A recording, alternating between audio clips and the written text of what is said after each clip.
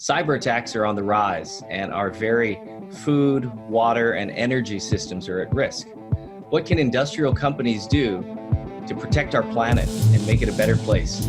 All right, you Industrial Talk podcast listeners, that is Keao Caindec, and he's with a company called Mocana, and you know what Mocana's about? Cybersecurity, and you have to recognize in the industrial world, cyber attacks are increasing every year. But fear not, fear not. You've got companies like Mocana and people like Keao who know what they're doing. So let's enjoy. We have no time to lose. Let's enjoy the conversation. Welcome to the Industrial Talk Podcast with Scott McKenzie. Scott is a passionate industry professional dedicated to transferring cutting-edge, industry-focused innovations and trends while highlighting the men and women who keep the world moving. So put on your hard hat, grab your work boots, and let's go. All right. Thank you very much for joining the Industrial Talk Podcast. Me, personally, so glad that you are here. Thank you very much for joining the community. Great interview. Gentleman by the name of Keao Caindec, and we're going to be talking cyber security and the importance of a great strategy. You got to have it in place. We're being attacked each and every day, and it's increasing more and more and more. But great people like Keao and Mocana, boom, we've got solutions. So let's get the interview underway. Yeah, I'm telling you right now, I'm super stoked about this particular interview, and sharing it with you, because it's something that we just don't talk about. We don't talk about the attacks that are taking place. The folks in Mocana, Keao, they live it each and every day. They try to stay ahead of it, which is just pretty spectacular. So for me, in preparation for this particular interview, I went out and in my browser, I popped in cyber attacks or something to that effect, and I get a little, because it's all out there, quite frankly, and I get something that says 11 eye-opening cyber security stats for 2019. One of the things that pops out, which just blew me away, is only 10% of cyber crimes are reported in the United States per year. Only 10%. What's happening with the 90%? They probably don't know, or they want to sort of cover it up. Who knows? I don't know. But if only 10%, that's 90% that's out there. That is staggering. The other one that just sort of made me all nervous and goofy is that businesses will fall for ransomware attacks every 14 seconds. 14 seconds. Oh my gosh. And so for me, when I was talking to Keao, I said, well, how do you guys stay ahead of this stuff? How do you do this? And Keao, because he's got such a calming voice, because I would panic. Right, my head would just explode and blood would come out of my ears and all of that stuff. But Keao said, okay, we're going to approach it in a pragmatic way. And in his interview, he lays it all out, nice and calm. There's no reason why you can't have a strategy in place to protect your organization from bad people who want to sort of penetrate. And these guys live it, Mocana and Keao. So for me personally, I am so honored to have Keao on this particular episode of the Industrial Talk Podcast. And let's get to it because we have no time to waste. So thank you very much. Welcome, Keao. Let's get going with the interview. All right, Keao, thank you very much for joining the Industrial Talk Podcast. I am so glad that you are here. And it's Caindec, right? Keao Caindec. You got it. It's great to be here, Scott. Oh, man, I'm telling you, I'm excited about having you on the podcast in a big way. So, hey, for the listeners out there in Industrial Talk Podcast world, give us a little background on who you are, where you come from, and, give us a little human side of who Keao is. Sure. My name's Keao Caindec. I'm the head of cyber protection and privacy at Mocana. I look after our product strategy, as well as help companies to make sure that their products and the things that they're building are safe, secure. And I've been at Mocana here for about 2.5 years. One of the things that I find it, there's you just mentioned it, there's safety and then there's security. And how do you define those two in light of what we're talking about cyber-wise? So, safety and reliability are at the core of any industrial company. When you think about any manufacturer or an oil and gas company, an electric utility, ensuring that your plants are safe, your equipment are safe, and ensuring their reliability is paramount. Small improvements in reliability or performance make a big difference that goes straight down to the bottom line. Security is a bit different, especially in the industrial space. Security is oftentimes thought of as IT security, and sometimes not as applicable to OT or operational technology environments. The reality is it's all linked. Not only the safety of where companies build their products, but also the safety of the very products they create, whether it's a food, a snack item, or water and fresh water, or the energy that we rely on. And see, we're gonna dive a little bit deeper into that, and what fascinates me, and you listeners out there, don't take this the wrong way. It can't be. There's a scary component about it, because what we're talking about is what Mocana provides. What we're talking with Keao is the ability in the sense of protecting. I mean, there's food, water, manufacturing, and how do you prevent nefarious individuals to penetrate that and cause problems? That to me Absolutely. It is scary. There's no question. You know, cyber attacks are on the rise. We've seen so many in the last several years that are scary. The WannaCry virus, the Mirai virus, NotPetya, and they're costing companies billions of dollars. Before you go on, who comes up with these names? Because I mean, I would probably say, and here goes Ted. I can spell exactly. Ted right now. Ted. You know, I know it would be simpler if it was something like how they name hurricanes, right? Right. Where it's just going down the letter of the alphabet. Right. But I think if you find it, it's kind of like finding a new mineral or a new element. If you find it, you can put your name on it.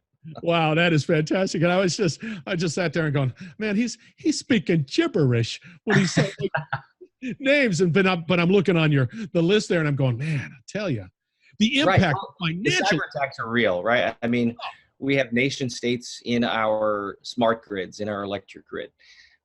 We have seen very odd things go on, whether it's 3 different cities have power outages within hours of each other, or viruses that have taken down whole logistics companies, shipping or transportation companies. Is that message getting out, Keao? Is that? I mean, I the only one that I've recently heard about was the credit card company. They had a breach. Equifax. Yeah. Well, yeah, Equifax is one of the largest ones, right? And they were just slapped with a huge fine. But Equifax, or the Yahoo attack on a lot of their customer information, are very typical of data breach and data privacy attacks, where the hackers have been after information, stealing information. In the industrial world, it becomes even more impactful, because the attackers are typically after control. So being able to attack a factory or a substation and make it look like it's performing just fine, when in fact the systems themselves have been compromised and they're not safe at all. So those are the attacks that, looking into the future, are the most scary. And those are the ones that are on the rise, the attacks on our very critical infrastructure. So when we start talking about the tax, what do you see a trend? And you brought up something that was interesting in your past statement. It's like sometimes you don't even see it. The attack has happened, but we're too busy, manufacturing that widget to realize that something's happening and we don't see it. Is that sort of the more, even though it's increased? I would say, one of the big trends is just the frequency of attacks and the mutation of malware. So we've made it very easy, much too easy for hackers to develop malware. And malware is simply software that's been designed to do something that the original application was not designed to do. And malware can be installed through a phishing email that you click on, and it installs something to your computer. Sometimes those installations can then attack other systems on your network once it's inside your network. And we've made it easy by creating online databases like Showdown, which is a website that you can go to look at all of the vulnerable devices that are out there of a particular kind on the on the internet, maybe a camera or a certain piece of industrial equipment, and they'll find, you know, the IP address of that device. There are also websites like Metasploit, where you can actually go to the website, download a piece of malware, the source code to a piece of malware, customize it, and then launch it out into the world again. So the online tools and resources for hackers make it very easy for them to attack and mutate malware much more frequently than they've been able to in the past. Well, where are the laws? I mean, you just laid that stuff out. I mean, come on. Yeah. It's you go to this Metasploit and you sit there. What is your intention there? Your intention is not going, I want to save the world from hunger. You're there because you want to do something that is questionable. That's right. That's right. And you know, the hackers fall into a couple of different camps. Some of them are what I would call hacktivists, which are simply developing malware to demonstrate that the system that they're targeting is vulnerable, and they want to show that manufacturer that they need to improve their product, secure their product, and they do that ultimately with good intention. The problem is that malware can then be used by others with malicious intent, be that a nation state or another company or organization with more nefarious goals. Yeah, it'll find its way on Metasploit. Exactly. There you go. And, you know, it's a good question about laws and compliance. Yeah. Compliance are not necessarily laws. When you look at many of the industrial standards today, it provides a couple of challenges for companies, in my opinion. Compliance standards exist as more or less guidelines on what you can do. Goals, descriptions on what can be done, but the actual implementation is left up to the end user or the manufacturer. Yeah. And it can be done well or it can be done poorly. Secondly, they're not really laws. So the penalties for non-compliance are often non-existent. There are industries such as the aerospace industry and aviation industry that have very, very strict standards that you must follow and very rigorous testing, because of course the very airplanes are carrying so many people. But very few laws exist in other industrial sectors. The concern is there. The alerts out there that things aren't safe are there, but the actual laws are not there. Unfortunately, Scott, I think it's going to take something really bad happening for these guidelines and compliance standards to really turn into law. And in the United States, that's going to have to sit with the administration and Congress. Okay, I'm going to shift a little gears because I do have a number of questions to ask you. And one is like, okay, sure. I'm a company, okay? I put my company hat on, and you just sort of dropped some cyber bombs on me on now I'm really nervous, and I don't know where to go. But what for me as the owner of the company, what are just some basic steps to ensure greater security for my organization? Because I can't see what's coming down the turnpike. I can't say, oh, here comes another doggone malware coming down. I can't see that because I don't have that. I don't do that. But how do I protect myself today as a company? Well, so I think philosophically, the first thing to do is take a step back. There's no easy fix. There's no Band-Aid that you can put on that will keep all of the attackers at bay. It's very tough to do. You need to be able to work with your vendors, your equipment vendors, and provide guidance on your requirements to have safer products.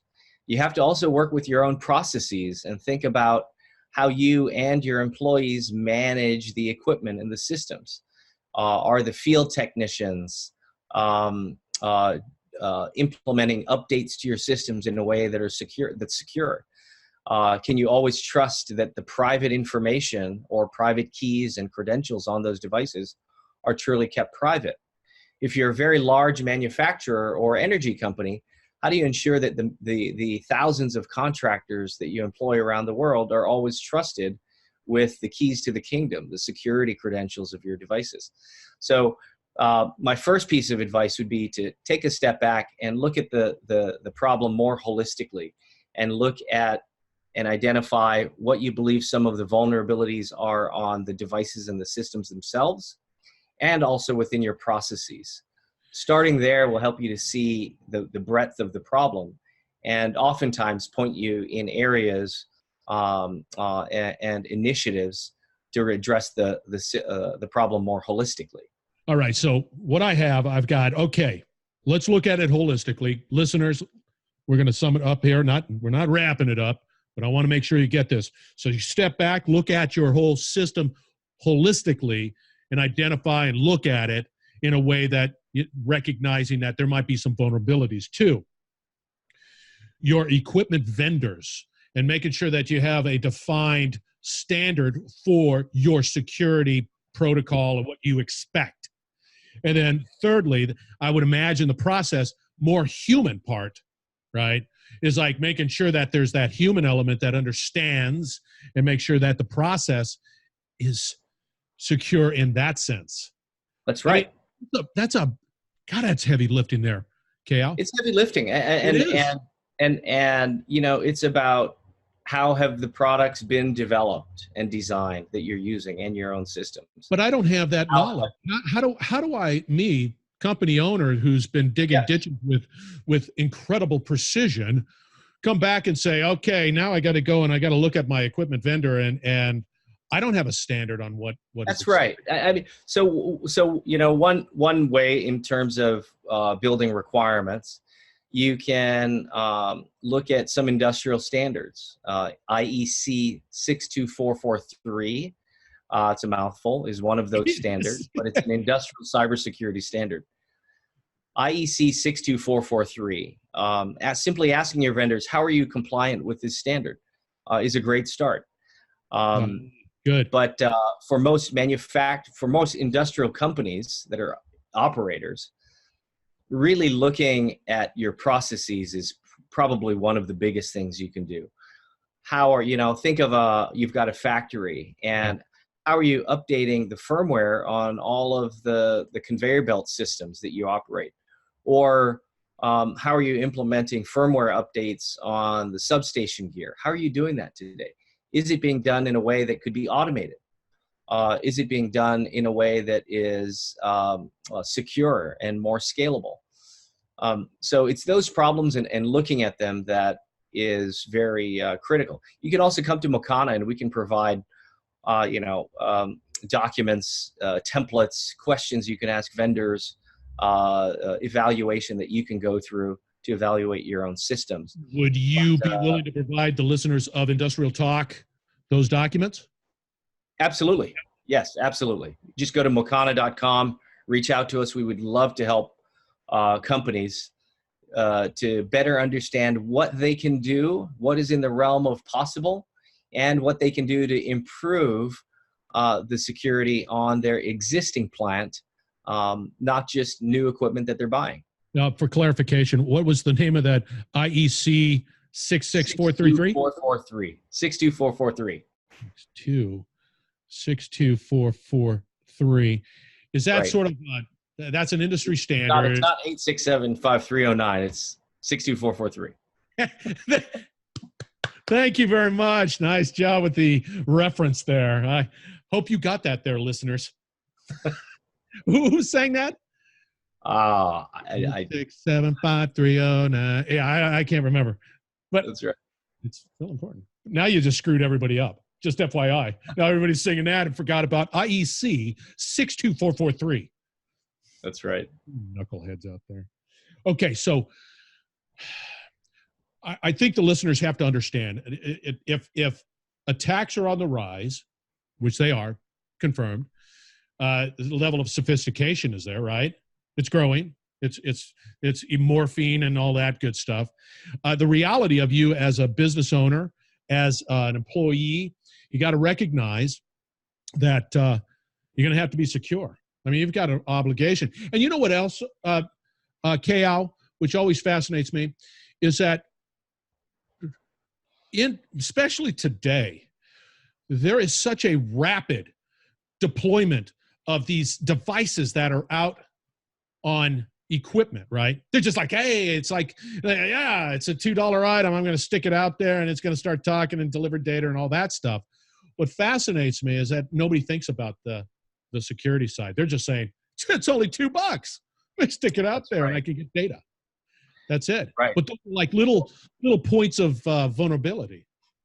That's right. And on a small scale, you're absolutely right. But the same thing happens on a large scale.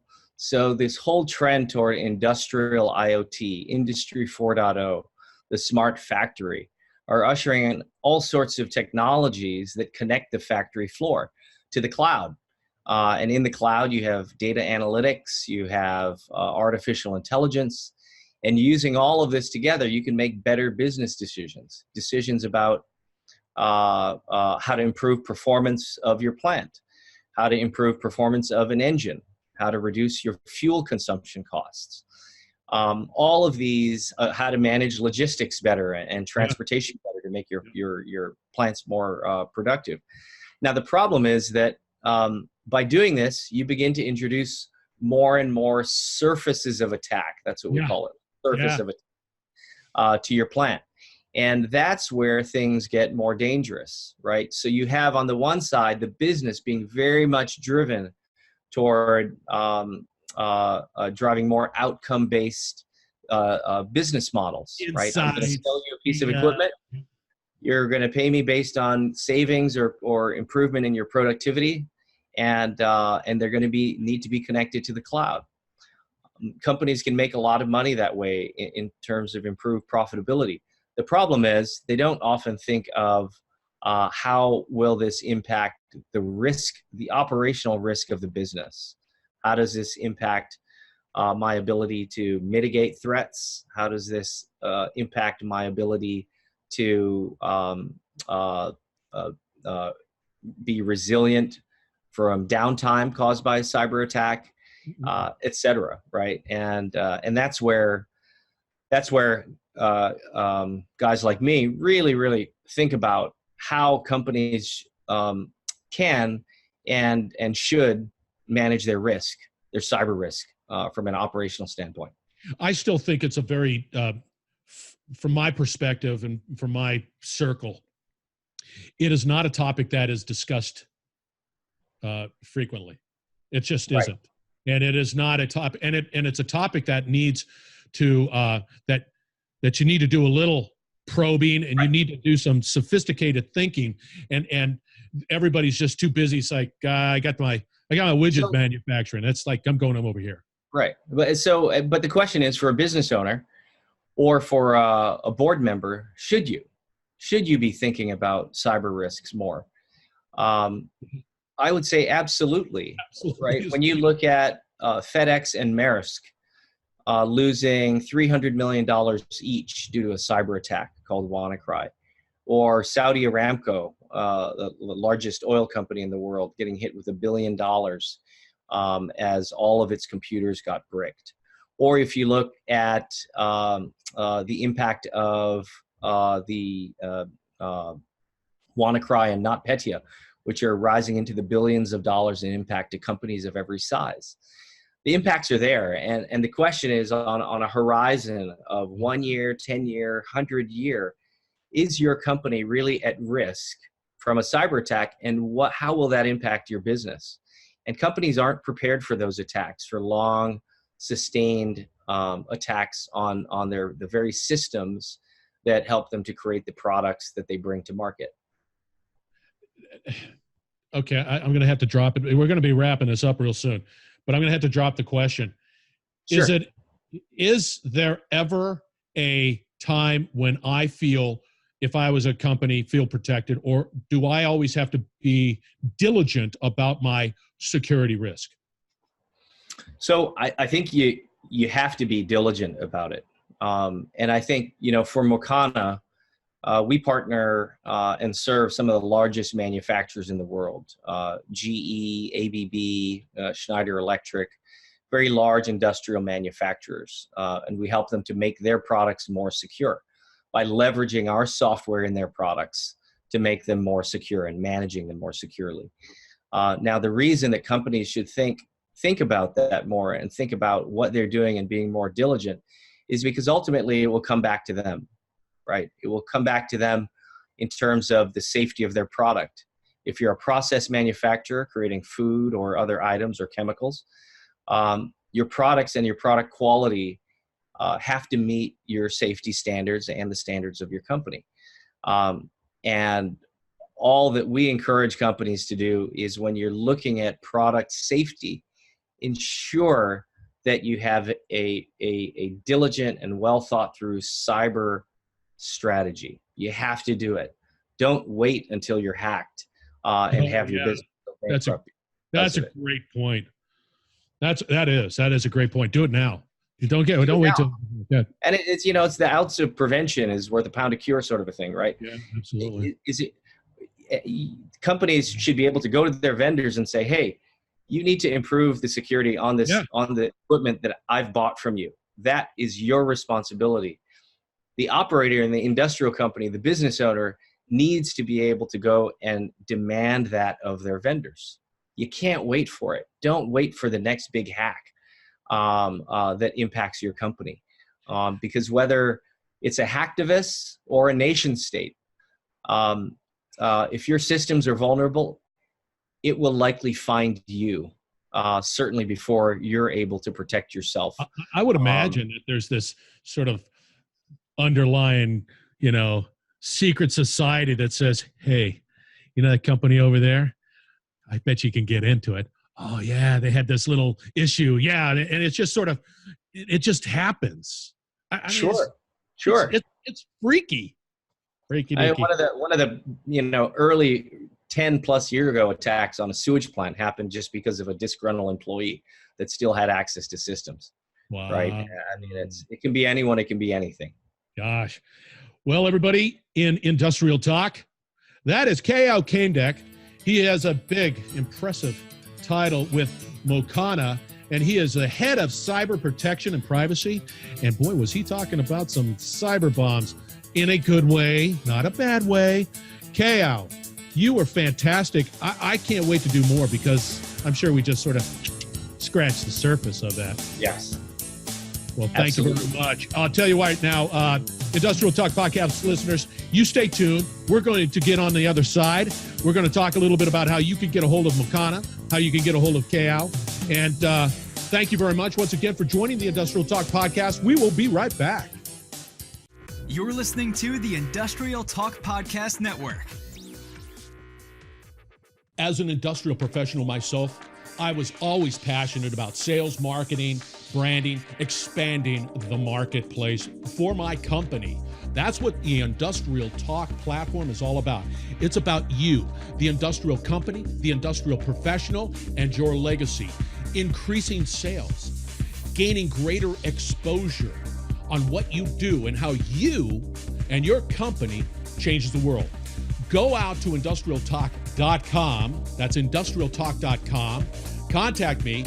Let's have a conversation to see how we can work with you on improving your bottom line and that you can be a part of an ever-growing network of industrial companies focused on expanding and growing and leaving a legacy. I hope to hear from you soon, and be safe out there.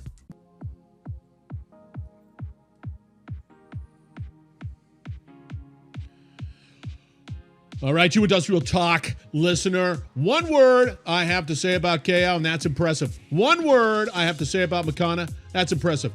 They're doing some really special work out there trying to protect our systems from cyber attacks. It's only getting more and more and more complex. A lot more people are out there trying to infiltrate your network. You got to contact Keao, and it's all going to be out there on industrialtalk.com. Find his podcast. It'll be under cybersecurity, of course. And you reach out to him, and I guarantee you, you will not be disappointed. And thank you, always, from the bottom of my heart, thank you very much for joining the Industrial Talk podcast. Tremendous amount of content out there that is devoted and directed to you and your success. So thank you very much, and I appreciate it. We're going to have another great podcast coming up. So always be safe, and thank you for joining the Industrial Talk podcast.